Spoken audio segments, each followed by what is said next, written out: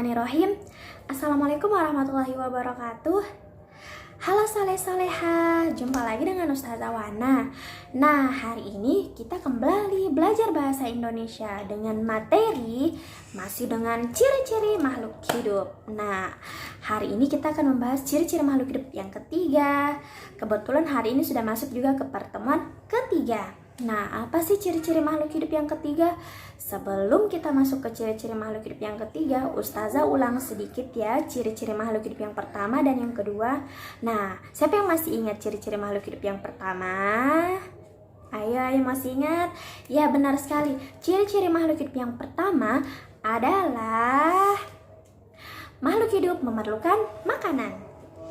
Nah, ciri-ciri makhluk hidup yang kedua apa? Iya, betul sekali. Ciri-ciri makhluk hidup yang kedua adalah makhluk hidup itu dapat bergerak. Nah, sekarang kita masuk ke ciri-ciri makhluk hidup yang ketiga. Ciri-ciri makhluk hidup yang ketiga adalah makhluk hidup itu dapat berkembang biak.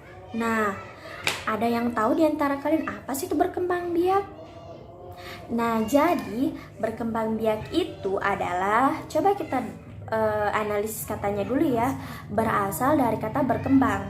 Yang namanya berkembang pasti mengarah ke sebuah definisi bertambah, entahkah dia bertambah banyak, bertambah besar. Intinya kalau yang namanya berkembang pasti bertambah. Nah, jadi berkembang biak itu adalah salah satu proses yang dilakukan oleh makhluk hidup untuk mempertahankan keturunannya. Nah, jadi makhluk hidup itu berkembang biak untuk itu mempertahankan keturunannya. Kenapa sih makhluk hidup harus mempertahankan keturunan? Nah, jadi makhluk hidup itu mempertahankan keturunan yang pertama agar spesiesnya tidak punah. Nah, jadi makhluk hidup itu berkembang biak untuk mempertahankan keturunannya agar spesiesnya tidak punah. Seperti yang kita ketahui, sekarang ini sudah banyak jenis hewan yang ternyata sudah punah. Ada pun juga yang masih langka. Nah, kenapa sih makhluk hidup itu kenapa bisa terjadi kelangkaan? Nah, karena makhluk hidup itu tidak melakukan perkembangbiakannya dengan baik. Apa saja sih contoh makhluk hidup yang sudah langka? Sudah mengalami kelangkaan sekarang ini? Seperti yang kita ketahui, coba kita lihat makhluk hidup yang banyak di kebun binatang. Contohnya, macan tutul, kita sudah mulai jarang melihatnya. Kita hanya akan melihatnya di tempat-tempat tertentu. Nah, kalau perkembangbiakannya tidak terjadi, maka seperti itulah yang akan dialami makhluk hidup. Pertama, hanya kelangkaan. Yang kedua akan mengalami yang namanya kepunahan.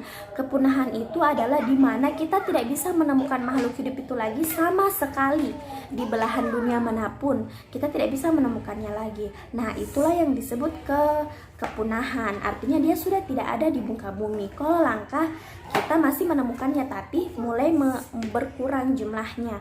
Tapi kalau sudah punah, sudah tidak ada sama sekali. Nah, kita masuk ke bagaimana sih cara makhluk hidup itu berkembang biak? Jadi, makhluk hidup berkembang biak dengan dua cara. Nah, tapi pada manusia berkembang biak hanya dengan satu cara, yaitu dengan cara melahirkan. Makanya manusia termasuk makhluk mamalia. Nah, sedangkan hewan dengan dua cara, ada yang dengan bertelur, ada juga yang dengan melahirkan. Nah, apa contoh hewan yang berkembang biak dengan cara bertelur? Yaitu ada burung, ada ayam, ada bebek, ada buaya. Nah, itu adalah makhluk hidup atau hewan yang berkembang biak dengan cara bertelur. Nah, kalau hewan yang berkembang biak dengan cara melahirkan, ada kucing, ada anjing, ada macan, ada singa. Itu adalah makhluk hidup yang berkembang biak dengan cara melahirkan. Nah, bagaimana perkembangbiakan pada tumbuhan? Nah, jadi tumbuhan berkembang biak dengan dua cara. Ada secara alami dan juga secara buatan. Nah, perkembangbiakan tumbuhan dengan secara alami itu melalui tiga anggota tubuhnya, yaitu melalui biji, akar, dan juga tunas.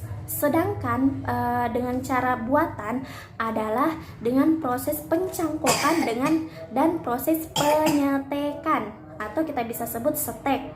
Nah, itu dilakukan dengan bantuan manusia. Manusia biasa melakukan proses setek atau mencangkok, tujuannya agar mempercepat proses perkembangbiakan tumbuhan, agar tumbuhan tersebut bisa cepat berbuah, bisa cepat menghasilkan keturunan yang baru.